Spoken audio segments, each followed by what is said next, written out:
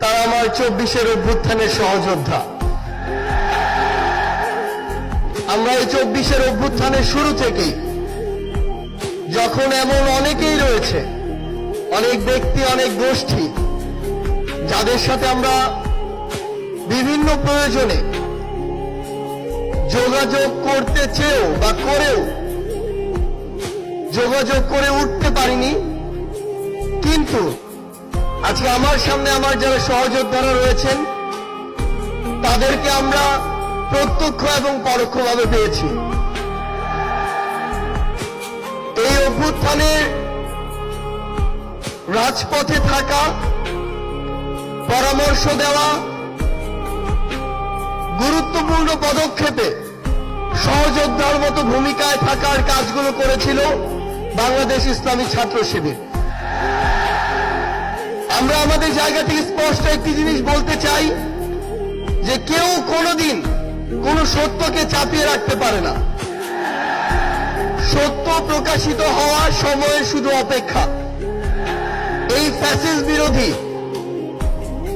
যে এক বিপ্লব, এই বিপ্লবে আমার সামনে উপস্থিত থাকা আমার সহযোদ্ধাদের বিপ্লবী সালাম। বিগত 16 বছরে খুনি শেখ হাসিনা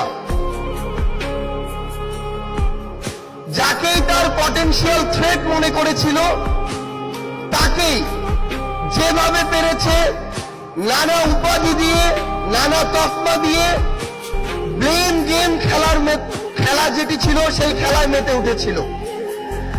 আমরা দেখেছি অনেক নিরপরাধ মানুষকে, অনেক নিরপরাধ আলেম ওলামাকে কিভাবে শুধুমাত্র তার পটেনশিয়াল থ্রেট মনে করার কারণে জেলখানা থেকে শুরু করে হামলা, মামলা, নির্যাতনের মাধ্যমে হত্যা করেছে। আমরা আমাদের জায়গা থেকে মনে করি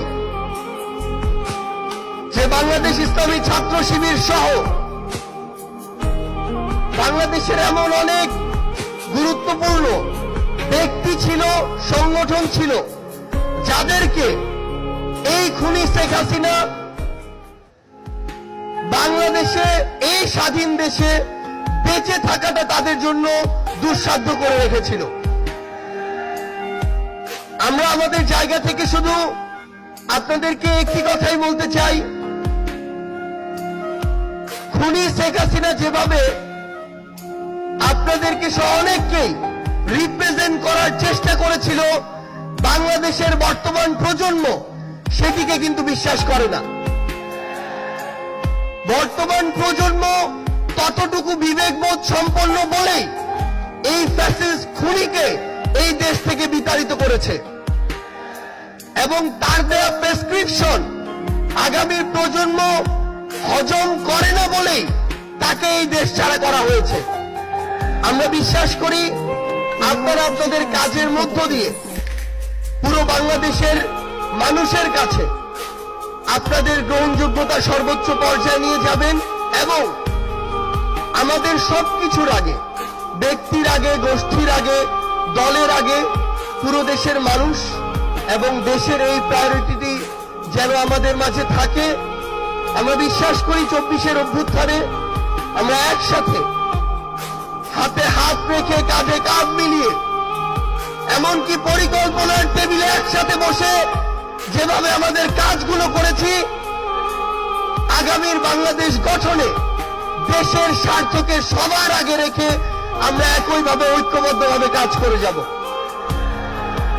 আমরা বিশ্বাস করি আমাদের চিন্তা ভাবনা যতদিন সৎ থাকবে, আমাদের কাজ যতদিন দেশ ও দেশের মানুষের জন্য থাকবে, ততদিন খুনি হাসিনার মতো যারাই আমাদের প্রতিবন্ধকতা হিসেবে সামনে আসুক না কেন, আমরা ঐক্যবদ্ধভাবে তাদেরকে প্রতিহত করতে পারবো।